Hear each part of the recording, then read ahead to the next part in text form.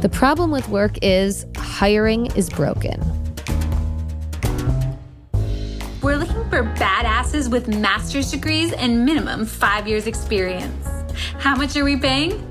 It's a secret. Weird buzzwords like new job for ya. Must be able to streamline cross-functionality workflow between vendor spaces on all platforms. Who are you going to tell that a company and a recruiter ghosted you after hours of interviews? You can't tell anybody. You can't post it on LinkedIn because you can't tell people that you're looking for a job. Like, was that even a coherent sentence? Like, what does that actually mean? Does anyone know what that actually means? I just had a job interview, and it was me, the hiring manager, and the other candidate on the same call. We would each answer one by one the same question right in front of each other.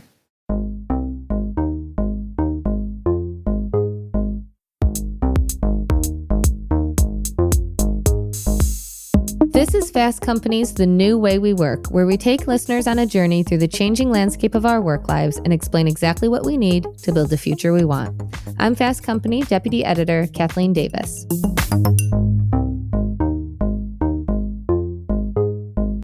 The theme of this season is the problem with work, and one of the fundamental problems with work that all of the other problems with work hinge on is getting hired. Even as the nature of work changes and innovations transform our jobs, the hiring process feels stuck in the same biased, ineffective rut. This is a problem as old as work itself, and while we've made progress, at least in the way we think and talk about it, actual change and expanding opportunity is slow going. Too often, when a company finds itself with an open position, they fall back on the same broken methods, mining leadership's narrow professional networks or posting the same ineffective job ads on the same places. So how can we fix a system that's so ingrained in the way companies operate? How can we make hiring less of a nightmare for job seekers? If we could burn the whole thing down and start from scratch, what would a new, more effective hiring process look like? To imagine that world with me is career and leadership development expert Kimberly Brown. She's the founder of Manifest Yourself, a consulting company focused on career development for women and people of color, and the author of the book Next Move, Best Move, Transitioning into a Career You'll Love. Thanks so much for joining me. Thank you so much for having me, Kate. I'm excited to be here. Before we get too deep, do you have a story from your own career about a painful hiring process or a time where you personally experienced some of these broken aspects?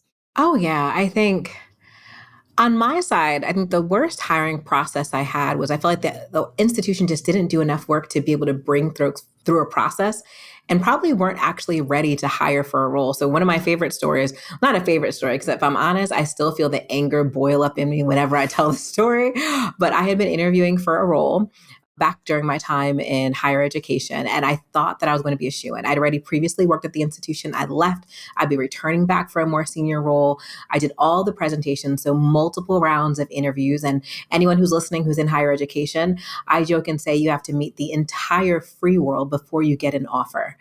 You have minimum, I think, at least 5 interviews, some of them panels with 10 people on them.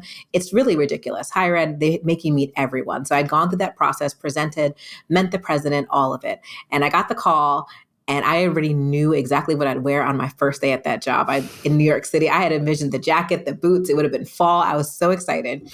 But when I got the call, they said, you know what? If there were 2 roles, we would have loved to hire you. But we just have to go with this other person. They have a little bit more experience than you. So obviously I was devastated. I was like, okay, I didn't know what to do with myself. Then I took myself off the job market because I was like, I can't go through this. This is too much. I'd been interviewing for months. And about a week and a half later, they called me back. And they said, hey, our number one rescinded their acceptance because of something that happened in the process. I think one of the policies or something they wouldn't get reimbursement for something they'd expected. So they're like, would you still be interested? And I was like, well, you know what? It must be fate. It must be for me. You know what? So I went back. We talked salary. We talked coming in to meet the team for a final conversation. But you know what? That's it. We're good. We have you. However, did not get anything in writing. So when it came to, they wanted me to do one more roundtable with the current team. But mind you, we talked salary, talked start date, talked everything. Then they rescheduled that meeting, I think 2 or 3 times. And finally they came back and said, you know what, we're so sorry. We're actually not going to hire for this role at this time. We're going to just have someone cover for a little bit. And they ended up hiring someone internal who I beat out in the first round of interviews. Oh my When I tell God. you, I was so devastated, but I feel like companies it's not the only time this has happened to me where I've been interviewing. At one time, I remember I interviewed for an organization and they asked me to do a pretty big project. And at that time, I didn't know where I was in the interview process. And I was like, this is going to take me time. I'm not doing this unless I'm in the final rounds. And since I didn't know, I was like, let me ask. And when I asked them, they said, oh, hold on, let us get back to you. Again, they decided they weren't hiring for the role at that time. So I think this process brings to light, I feel like so many organizations, I understand things happen, I understand things change. But when it happens on the candidate side and you're having all these conversations, it's not only devastating, but some of those companies I would never interview for again. You could pay me Oh, of 4 course. times Yeah. what I make. No, I don't trust you. You're disorganized. And I think that companies don't necessarily think about what that impact looks like over a long term. Yeah. Oh my God. As you're telling, I'm angry for you. That I can story. hear when I say it. I feel in my Like- heart. At every turn, I'm like, that's horrible. Wait, it gets worse. Yes. Can you imagine a candidate pulling that kind of any of those things? Oh, yeah. Like what a sour taste that would leave. That candidate has burned so many bridges, made so Exactly. many, such a bad impression. And then you're exactly right. Now that company, that institution has made such a bad impression, and you will tell that story, and anyone you tell that story to will never want to, apply there. Like it's a big reputation thing. But what do you think is broken or isn't working about the way that most companies hire? So I think, in my opinion, after working in career and leadership development for 10 plus years and then working in corporations doing HR and my firm consulting, I think that companies significantly underinvest in human resources, period. People operations is the place where people put the least amount of investment. They put it together at the absolute last minute, no matter the scale of an organization. So many times the hiring process is broken because they aren't built to scale and they don't have the resources needed. I've seen organizations who have one recruiter recruiting for a large organization, and they want to have the best hires and have all the time to pipeline and source talent. It just can't happen unless you have the right resources in place. And I think that's many times because they're not investing in human resources the way they do other areas of a company, specifically the places that are probably more revenue generating. I think most companies do tech first, then they do sales, or sales then tech, and then people comes at the absolute last minute most of the time when there's already an issue. I'm nodding vigorously as you're saying that a lot of the investment too of innovation goes to those other departments. Let's talk about that sourcing bit. What are companies getting wrong about the sourcing? So I feel like they're either doing it or they're not doing it. I think there's either pipeline development or no pipeline development. Companies that are in, I guess, the more enhanced or more mature stages of recruiting, they're always pipelining for talent. They have pipeline requisitions that are up that are, if you are interested in our company, if you're interested in working at marketing here, give us your information. So recruiters are learning to go through this database at all times to find talent in advance of the role. It doesn't matter that the role isn't available now. They already have a database of candidates that they're able to go through so that they have their own essential blue ocean of candidates. So when the role comes up, they're able to match people to the role who've already indicated interest, in addition to folks who are coming in. I think sourcing is both proactively identifying talent that is out in the world. It's sourcing through folks who were silver medalists or runners up to jobs who weren't a good fit for that one, or there's just someone who's a little bit better, but you still love them. I will tell you, that's how I got this job. Is I applied for a job and they were like, you're not quite a fit for this, but there's this other role that I think you're a fit for. I've never really talked to a hiring manager who could really wait to have their role filled. They had to go through so many rounds of approval and resourcing and this and that. So when you talk to them, they're like, when do you need this role filled by? Yesterday. Mm-hmm. Better yet, 2 months ago. Like that's when they needed the role filled. So it shortens the time for hiring because they wanted someone yesterday. So when you're giving recruiters or hiring managers this short amount of time to fill the role, you cannot get the best talent. But if you've been pipelining and proactively identifying and having conversations with folks to set them up, it shortens the hiring process later, but it takes a little bit more work on the front end, which I think a lot of places may not be sourced to do or may not be ready to do in that way. And I think that's why a lot of companies then fall back on kind of the lazy and ineffective methods of like, okay, who's in our network? Who do we know? Exactly. Let's just do that like shorthand, which is very problematic for a lot of reasons. I don't want to ask the question why people should care about fixing hiring or opening a candidate pool or making hiring more equitable, because we've been explaining the benefits of a more diverse workforce for so many years. So I'm just going to assume that we're all listening here. We all have that understanding. Yes. But what I will ask is, what is the impact on companies and employees if they stick to kind of these old broken ways of hiring? Gosh, I think, like you said, all the studies have been shown about the impact of diversity recruiting, the impact of an inclusive hiring process. I think it operationalizes the organization. It needs to be operationalized the same way every other part of the business. You'd never not do things like this in technology, in your sales organization, in your external communications, all of the things. That would never happen. And hiring needs to be given the same units of measure that other places are given. I also think when it comes to people operations that this opens you up to lawsuits as well, which is something that I think a lot of people don't think about, especially the larger the organization. Candidates are more and more involved, more interested, are doing more research than they've ever done before. So if you have an unequitable hiring process, that does open you up to lawsuits over time. So the more structured you make your team, your organization, the better your hiring is going to be, and potentially could save you money if a lawsuit were to occur because you did something that was unequitable in a process. Yeah, so many more candidates are tuned into this now and will call it out when they see it. The other thing that came up for me is the testing, sample projects, edit tests, other kind of tests. What's your feeling on how companies should approach that? There's been a push to compensate for that sort of work as well, because depending on what it is, sometimes it takes multiple hours, even days, to thoughtfully complete these projects.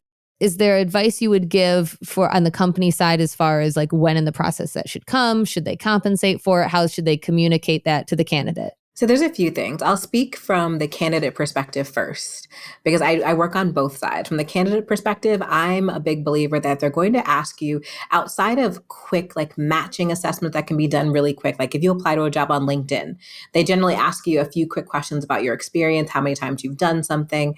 There may be a quick little personality assessment. If it takes more than 10 minutes, I don't think it should be done earlier on in the process. It should be very quick, and it shouldn't be giving that person's intellectual property. When I'm coaching individuals, I teach them, if it's real quick like that, like you could just go through it the way you would any job application, it's okay. But if they're really asking for an investment of your work, then we want to do that toward the end of the process. You need to know that you're top 2 and ideally not 2. We want you to know this is worth your time, your effort, your energy. I also instruct my candidates not to give the whole thing away. And that's how I was also coached from my mentors and my sponsors when I was going through interview processes. Like if they want you to teach like a 5-step process of how you'd approach this problem, teach high level, but don't go into all the sub bullet points. I literally would gray out things on my presentation. So I would talk about it, but I wouldn't give it to you. I also made sure they never had a copy of whatever it was, because there are a lot of organizations that have done some distasteful things and they've taken the work, not hired the candidate. Especially when folks are in like graphic design or in certain types of coding, you're really giving all of your intellectual property away, and it's just not fair. I know for me, in that presentation I talked about where that job didn't hire me, rescinded, and all the things, I saw some of the work that was done in that presentation later in the coming months on their website. And I didn't give the whole kitchen caboodle away. That was back in the days pre-COVID, right? So I was interviewing in person. I'd never send my slides or my presentation ahead of time. I always delete it from the computer that they make you use if I can't use my own. And I put it in the trash and then I empty the trash. I'm sure your IT can probably find it, but I at least try and do my due diligence. But things like that still happen. So I think organizations just need to be a bit more cognizant of how much time and how much research are you putting into it? And are there other ways through a structured interview process, almost taking the model of case interviews, which they frequently use for consulting, where you can understand someone's thought process, how they think, before you're asking a candidate to do some type of assessment or project, because it does take a lot of time. And then when you don't get the job, you are 10 times more upset if you spent hours working on this assignment. Yeah, for sure. I will think, and I've thought about a lot of this as a hiring manager, and we give edit tests and writing tests. And I will say when we say like give article ideas, we would never then assign that article idea to somebody else. Write a sample article. You own that. That's as you said, that's your intellectual property. If we want to publish it, we're going to pay you. Yes. I think another way is I'll use previously edited things and give you the like unedited version and ask you to edit it. So it's like work that's already been done. I think there's a lot of ways to do that too, as you're saying, to respect the candidate's intellectual property and their time and the amount of work that you're asking somebody to do, compensating them, even if it's a couple $100s, is well worth it. 100%. And if you wait until the candidate is amazing and you know you want them, then there shouldn't be a problem doing it because you're going to be paying them a full salary anyways. Exactly. And I think if companies had that in the back of their mind, it would be A-okay. You focus on helping women of color advance in their careers and helping companies kind of diversify their recruitment efforts. What is the biggest hurdle or kind of biggest frustration or complaint on both the candidate side and the company side when it comes to that? So I think candidates always feel like they're in the dark. I think that's the biggest complaint, that they have no idea where they are in the process, no idea how many interviews are going to happen.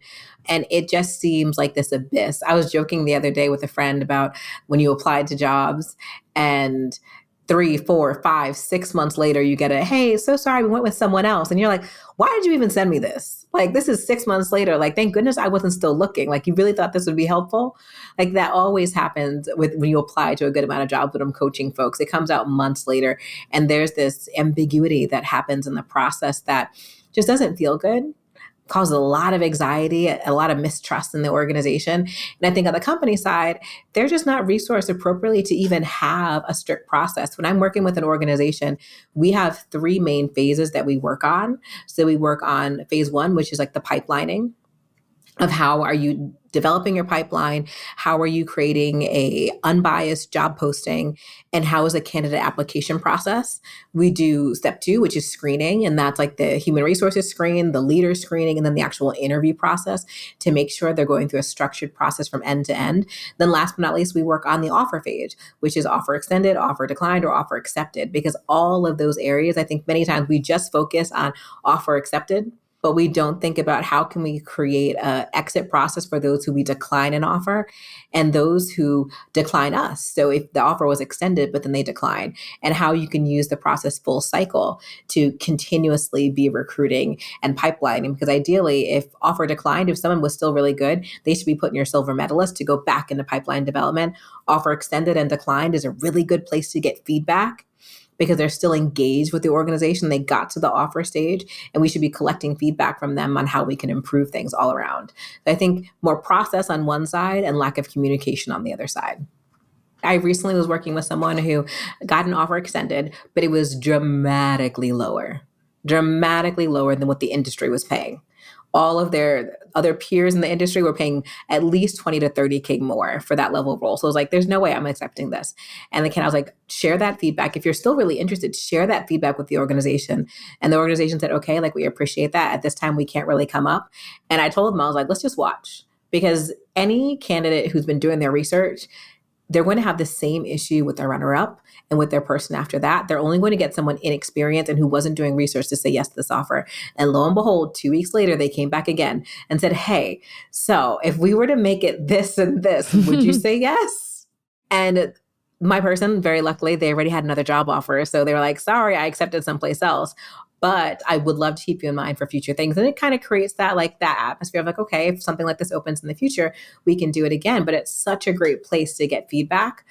And I think with technology now, there's so many ways we can collaborate and talk to the candidate in ways that aren't too much stress on the recruiter, where if you know you're looking at resumes and you know someone is not a fit, there's ways to tag them all, select them, and immediately decline them. Because there's some folks who just aren't a fit when you look at their application. There's folks who are middle of the road, and you could send out automated messages like, hey, we're still looking at candidates at this time.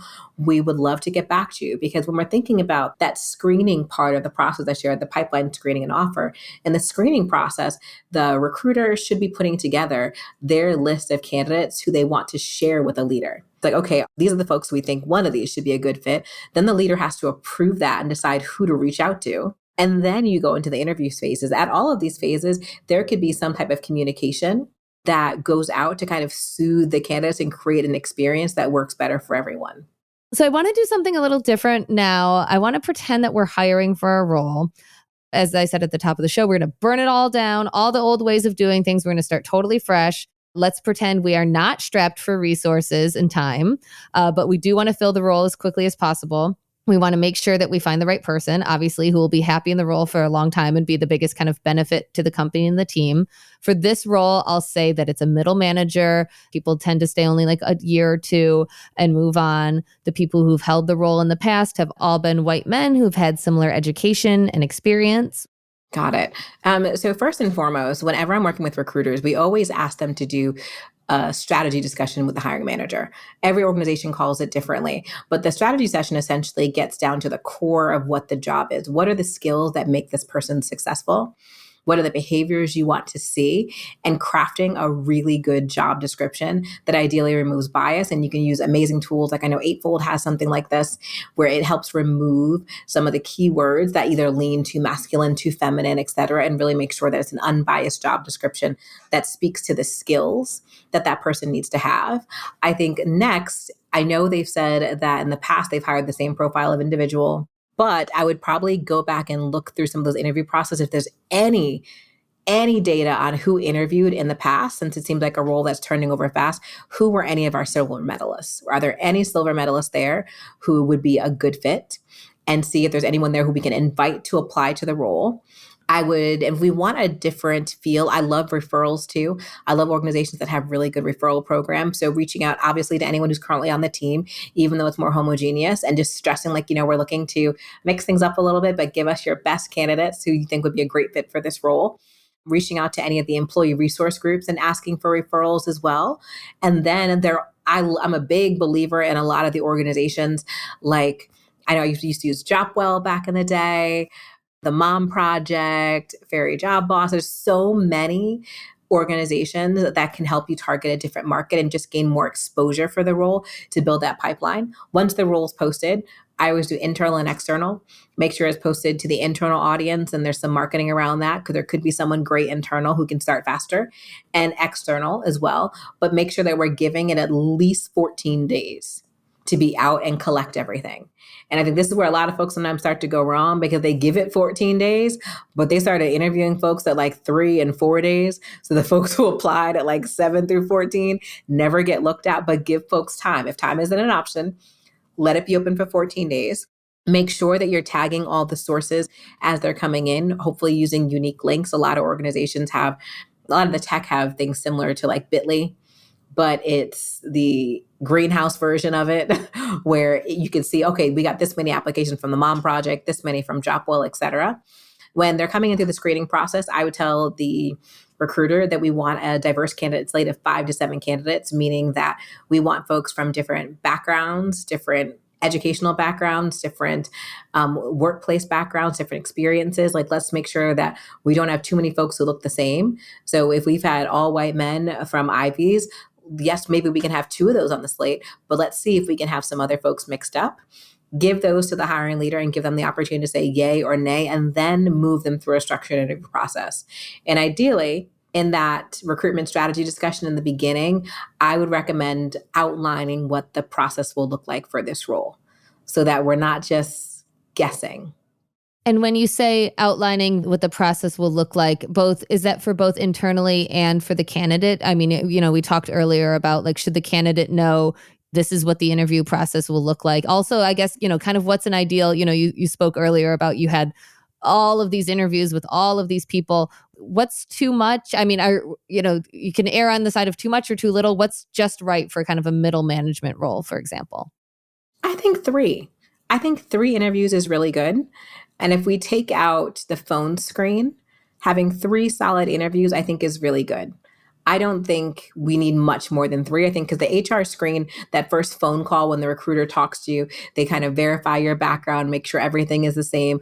And a lot of candidates don't know, but most of the time they're doing that to make sure you can get through background verification on the end, make sure all the dates and everything is okay, make sure they're able to have a good conversation with you. That interview isn't really more than 15 minutes, so I don't count that.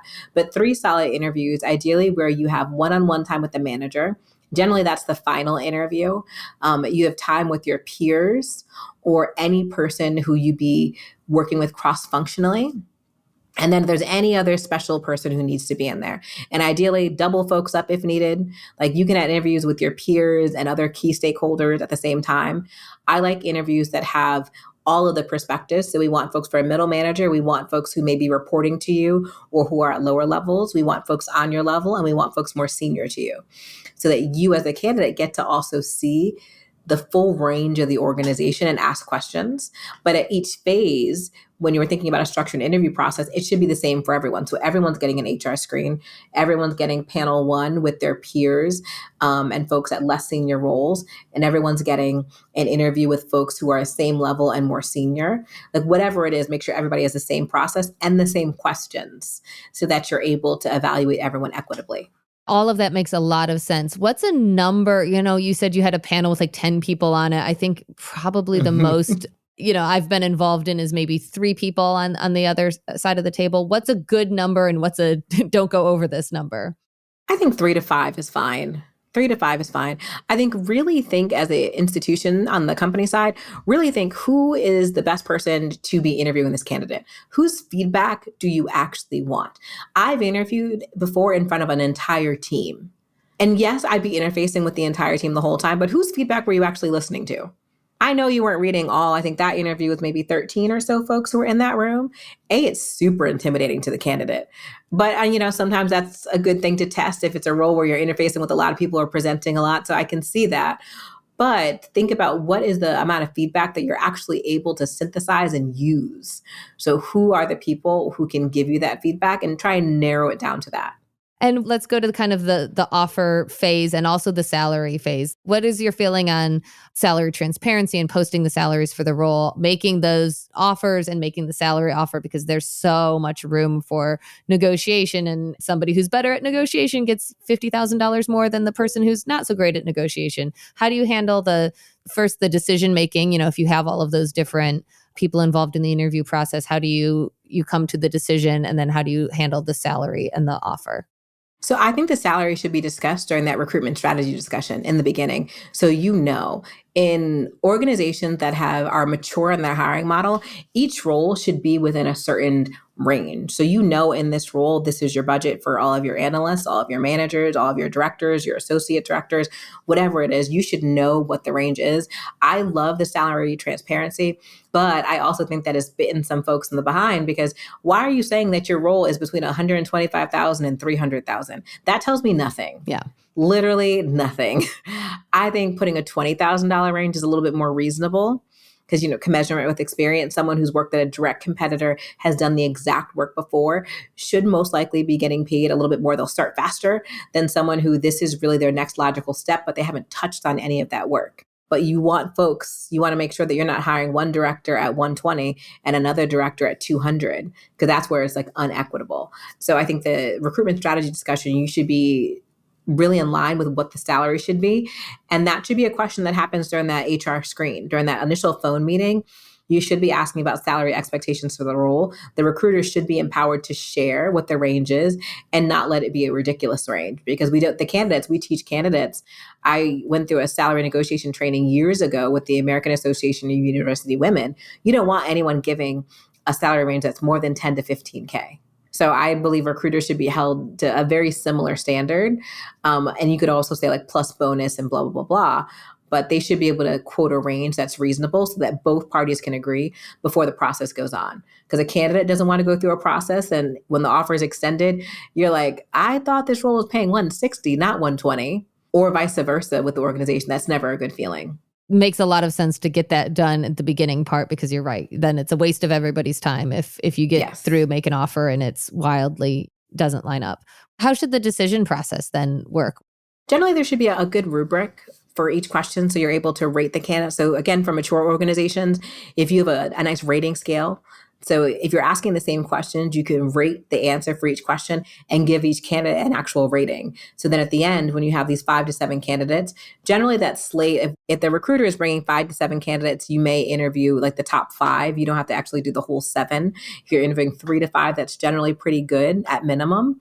You should be able to rate those candidates based upon the rubric and how they answer the questions fairly logically. And I love when organizations allow folks to rate them on their own by themselves, and they turn it in to the recruiter, and then they have a discussion. Because what happens many times, what I talk about with a lot of my organizations in consulting, is a little bit of groupthink happens. And when you have everybody in the room discussing the candidate, generally people, especially the person who is hiring the person or the most senior person in the room, will greatly influence everyone. Versus if people are by themselves doing the rubric, turning it in, and then you have a discussion, that's the best way to do it.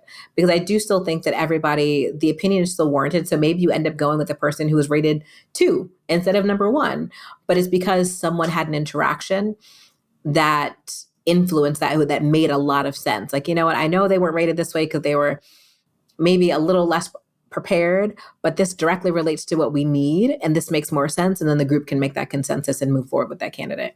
Yeah, that makes a lot of sense. I will say that we just kind of stepped into a fantasy world a little bit where we totally remade things, but back in the real world where change is slow, what parts of the traditional hiring do you think we should ditch completely? Like, where can people start? What can they kind of get rid of first? So number 1, I just want to say you don't have to overhaul everything at the same time. I'm a huge believer in pilot programs. Find the leader in your organization who is the most excited about doing this and start to pilot in that segment of the organization and slowly roll out to other parts. It doesn't have to be, I think a lot of organizations like, I can't do it because I can't do it. We have 25 roles open right now. There's no way we can stop this. No, that's not what we're asking. Find a small segment and maybe you do it with 2 to 3 roles and use each phase. So first you want to work on pipelining. Then do you want to work on like the interview phase? And then you want to work on the offers. But I think number 1, the first thing I would say is use the data that you already have. Most organizations, I hope, who are listening to this are not just recruiting out of a Google form. You have a system. What are the capabilities of that system and how can you use that data to better inform your process and understand existing patterns and biases that are happening in that funnel and use it to make small tweaks over time? I think the fastest way that someone can shorten the hiring time is by identifying silver medalists and proper pipelining. But we don't give recruiters enough time. So I'd say use your data and give your recruiters time.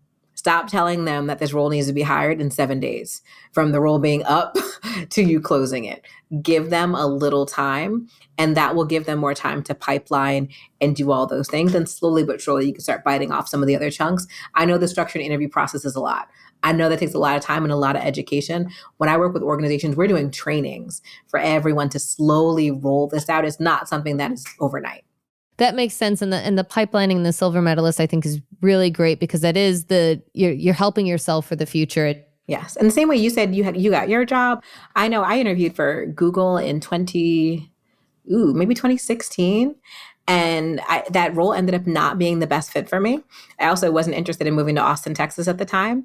But that recruiter kept in touch with me for at least 2 years, at least, just reaching out, seeing how things were, what was happening. There's so many automated technologies. I felt like it was personal because it came right to my Gmail account. I didn't see an unsubscribe at the bottom. Maybe it was, maybe it wasn't. But there's so many ways for organizations just to keep tabs on really great talent. And remember that recruiting is like you are always recruiting. It's not just when a role is open. We need to have like an always identifying talent, always thinking of things. When you're at conferences, one of the organizations I used to work for back in the day, when we used to go to conferences, we would always be having soft conversations about potential roles. We would have a conversation before we went and said, okay, well, we know we're probably hiring for this associate director, this assistant director, maybe this counselor in like the next 6 months. When we go, let's go ahead and just keep that in mind. And then we'd end up doing like mini coffee chats on the side. And if someone was really good, we'd grab our director or grab the most senior person there. Can you just meet with them real quick and do a quick coffee so that we already had folks who had a good experience with the organization so that when a role did open, the team was able to reach back out and be like, hey, this role just opened. We loved meeting you at this conference. Would you be interested in applying? We'd love to have you on the team. It's this always recruiting mentality that is super helpful. And I think that when you see really great leaders and they come into organizations, many times, I don't want to say they clean house, but a little bit. But for very senior roles, that process takes a while. In order to bring a very senior leader into an organization, they've had so many conversations with the current CEO, the current person in their role, that they've had time to essentially decide what they're going to do in their first 90 to probably 6 to 12 months in that role. They are slowly but surely pipelining folks to bring with them. And that's some of the best leaders in the world have been able to make significant impact really fast because they're pipelining. Most really great leaders are amazing at pipelining talent because they want to come in and make a difference as fast as possible. And to do that, you need great team. Yeah. I'm going to coin that, the ABC always be closing. I'll say ABR, always be recruiting. Yes. Sounds really old school now, like keeping your Rolodex filming, and looking in unexpected places too, I think too. Not, the same exact, we worked together at this place before, so now we'll work together again. Yeah. All the old things are coming back. Bell bottoms are coming back. I saw like 4 people wearing them this weekend. Yeah, so if bell bottoms can come back, some of these things can come back too. Rolodexes can come back, yes. Flip Yes. phones, landlines, all of it. On the candidate side, what advice do you have if they are frustrated with the process and the company is unfortunately kind of doing all of the things they shouldn't do? They're taking too long to get back to you. They're asking you to, do too many tests, you're interviewing with too many people, all of the kind of broken things that we've talked about. On the candidate side, what can you do if you're encountering those? Gosh, so this is going to be a very unpopular answer for the company, so they can kind of pause or put me on mute for a moment. But I tell the candidates to leave, like exit the process. If there is mess in the beginning, it's probably going to be 10 times messier once you get there. I have very rarely had a process myself or with the hundreds of thousands of folks I've coached and worked with who have had a very messy intake process, applicant process, and then they've transitioned and it's been blissful. Those red flags generally perpetuate in the role. I think the one thing the candidate can do, so we're thinking about the job search strategy, number 1, make sure that you are applying to the roles that are a best fit for you. I think sometimes candidates don't hear back because they could be applying too high or too low. And if you're unsure, I recommend kind of making sure that you're applying to a good amount of roles, like do 5, 5, and 5. Where are you getting called back? Was it the manager level? Was it associate director or director level? Which one are you getting the most hits? And then let's triple down on the one you're getting the most hits for. Because I totally understand that candidate job titles are all over the place. People just make them up nowadays. So it may take you a second to get that right. Make sure that you are networking appropriately and getting insider information so you can learn a little bit more about the organization before getting into a process if possible. And then do not be afraid to follow up. So whenever you are having a conversation with someone, do your best to try and get their email that you can follow up directly with the recruiter and or the hiring manager. Be empowered to ask the same way I did in that role. Like, can you before I do this assignment that's going to take a good amount of time, would you be able to tell me where I am in the process? In your HR screen, can you tell me a little bit about what this hiring process looks like at your organization? How many interviews are there? Like, you can ask many of these questions, be empowered to ask, because with the information, then you can make decisions and you know whether this is a red flag or whether this is how the organization works. And ultimately, is it going to work for you? Yeah. If the hiring process is a hot mess, like the company's going to be a hot mess. Yeah. Yes. Well, Kimberly, thank you so much for all of this. I think there's, again, like if people can't overhaul the entire process, of course, I kind of want to burn it all down and start again. But if they can't, I think these are some really helpful places to start. Well, thank you so much. I really appreciated this conversation.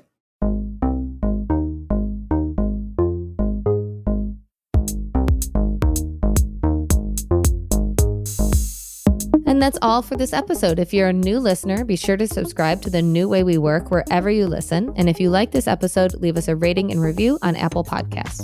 And we want to hear from you. Work is changing every day. What's the most pressing issue on your mind? Email us at podcast@fastcompany.com. The New Way We Work is produced by Julia Shu, Avery Miles, Blake Odom, and Joshua Christensen, with editing by Nicholas Torres.